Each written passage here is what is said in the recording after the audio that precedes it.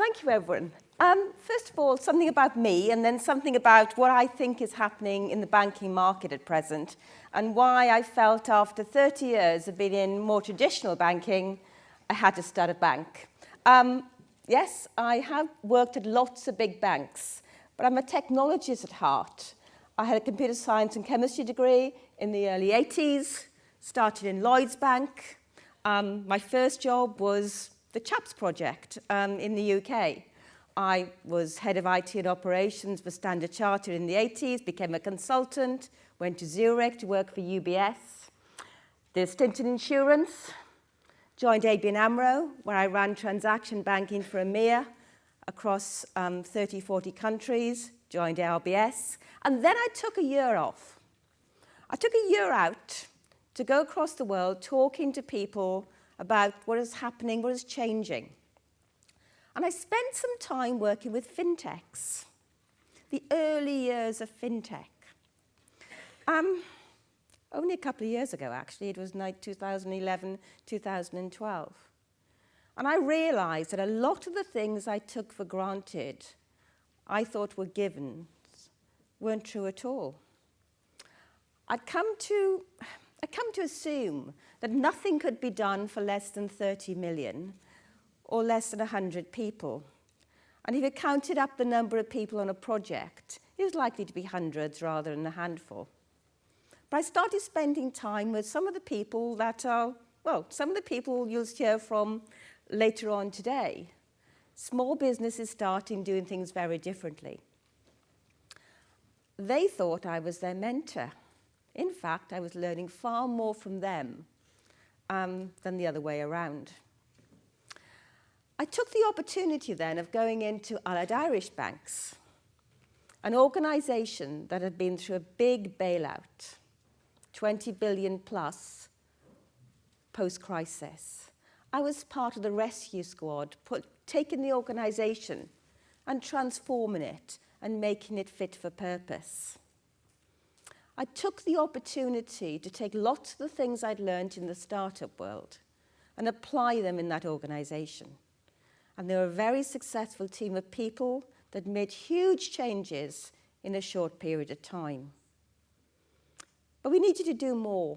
We needed to go the next step. And I started a journey around the world.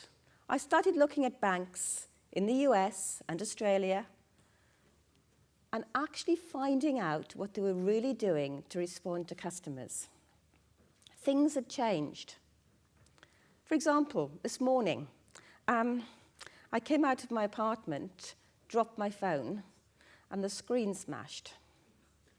I stood there in the rain, figuring out how I was going to get a cab.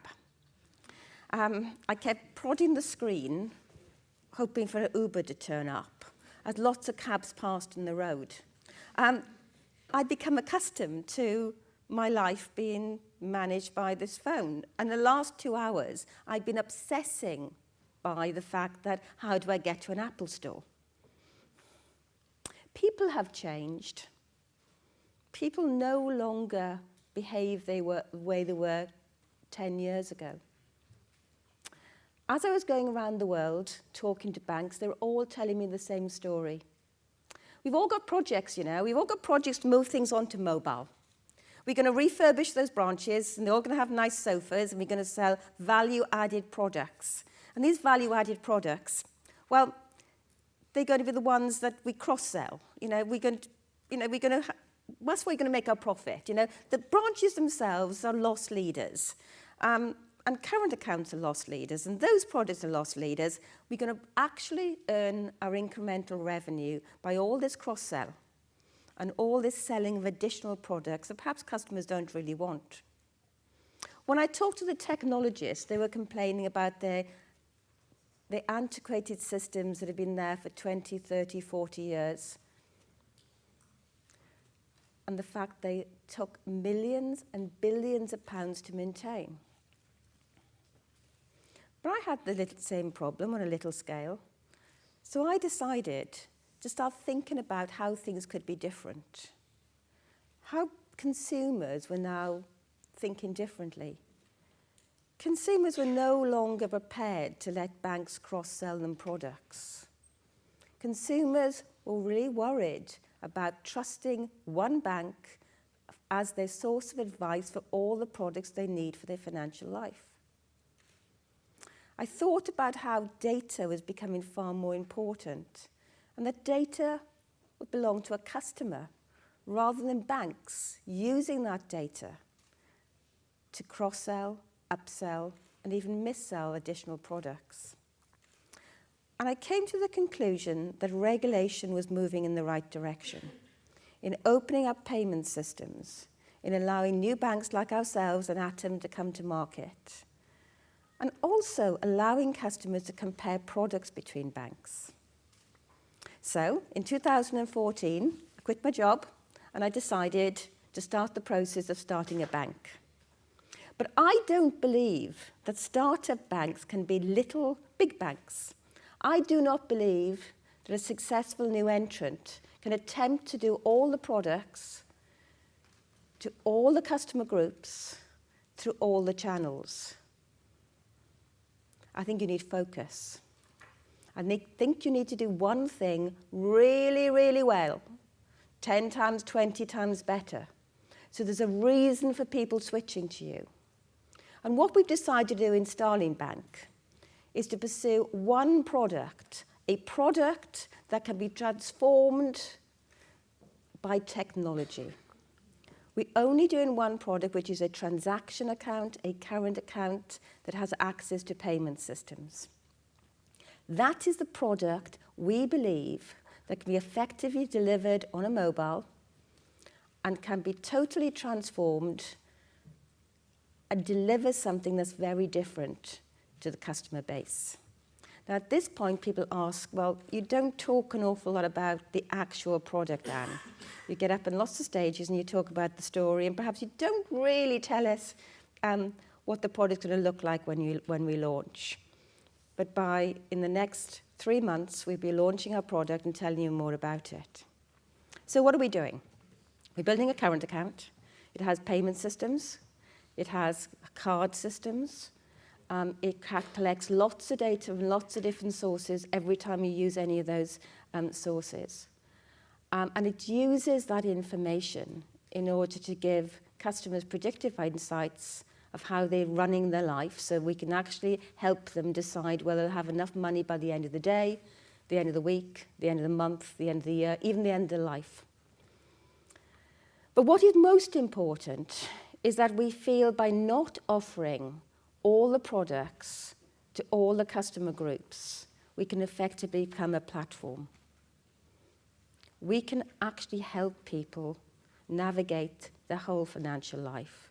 We will not offer mortgages. We will not offer personal loans. But we will provide the facility using open APIs, facilitated by PSD2, to help customers get the right product from the right provider at the right price. A bit of context here, what's happening in the various changes in regulations surrounding banking. An important piece of legislation being transposed into national law at the moment across Europe, and no comments on Brexit at this point, is PSD2, Payment Services Directive 2. And this is a new piece of legislation that really opens up the connectivity between various parties in the financial system's banking ecosystem. We've written quite a lot about this on our blog at starlingbank.com, so have a look. But basically, our view of the future is that we will have certain entities in the marketplace, being the repositories of basically your accounting data, your bank account, the service providers. You'll have certain entities which will be instructing payments across those back ends, and the third sort of entity will be aggregating. In this world, you could have a world where Barclays provides your app and HSBC provides your bank account. You could have it all consolidated into something provided by a third party. I also believe that this sort of infrastructure could could threaten the customer interface with the bank? What is preventing Amazon providing the payment mechanisms that directly interface into Barclays' back end and execute payments? What if the customer never actually saw their banking app? This sort of disruption could cause a very, very different view of the future.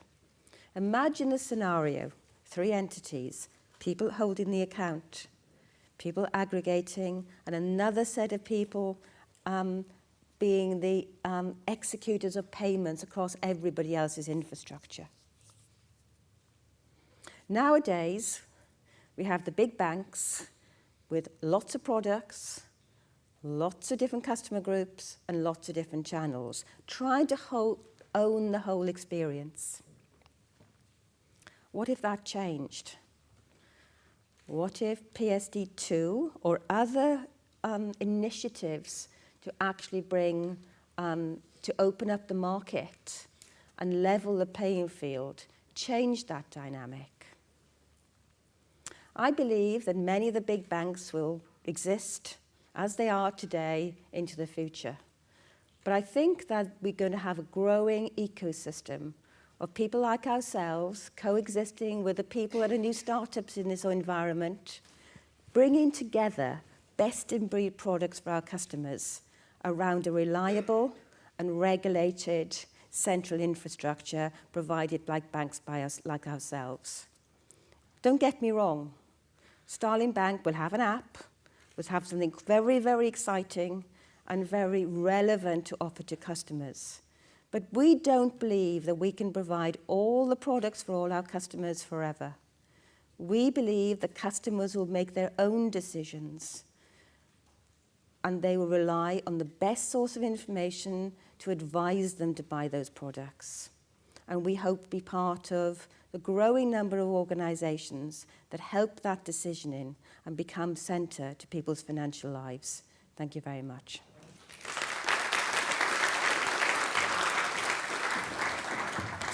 Thank you, Anne.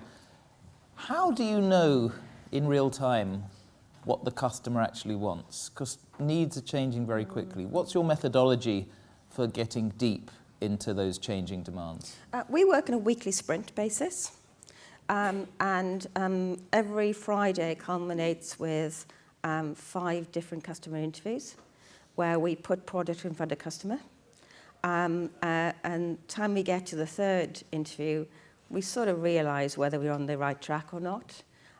It is very, some weeks are very positive in that many of the team, we have several teams working on different strands of the development.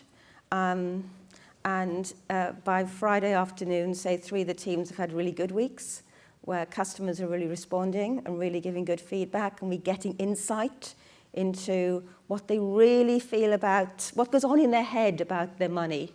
And some weeks is not so good. Perhaps 3 of the teams have not had sort of good results. But it's still one-on-one human being interviews. Yeah. We have surveys, we have discourse forums where people can give us feedback. But the most important, it's very important that an organisation gets into a rhythm of doing things very fast. We intend to release product every week, and therefore we've created this rhythm where every week we deliver product.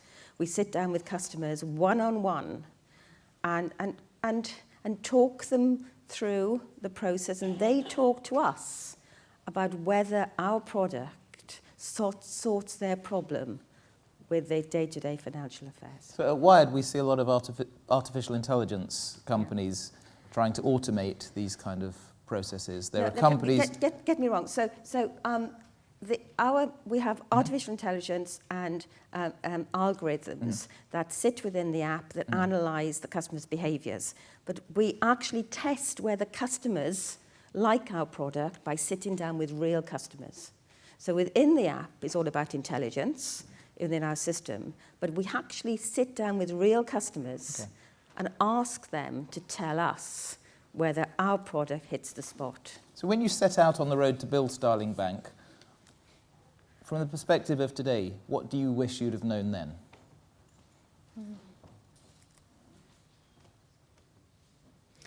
a very difficult question. I think that I was quite determined that I felt that my experience and what people were telling me about how banking had to change wasn't being listened to by the vast majority of banks. And I knew very well that somebody had to, turn that into a real vision. And there are a number of us now, sort of on this road to giving customers what they really want. You've heard from, Anthony and myself. I think that, there are a number of banks at the moment, something like they talk about the gang of four. Four of us often appear on platforms together, which are actually trying to agitate and disrupt the market. I think that there's a huge amount of space for people like ourselves to give customers what they really, really want. That's not really answering the what you didn't know then that you've had to learn the hard way. Okay, I'm pretty determined to get my questions answered. What didn't I know? Okay, so what do you need to get a banking license, okay? You need to know how to do processes and structures and deliver things. Yeah, knew that, okay? Tick the box. I love technology and passionate about technology. Tick the box. The third thing is there's a real problem in that everybody wants you to tell them exactly what the product is on day one.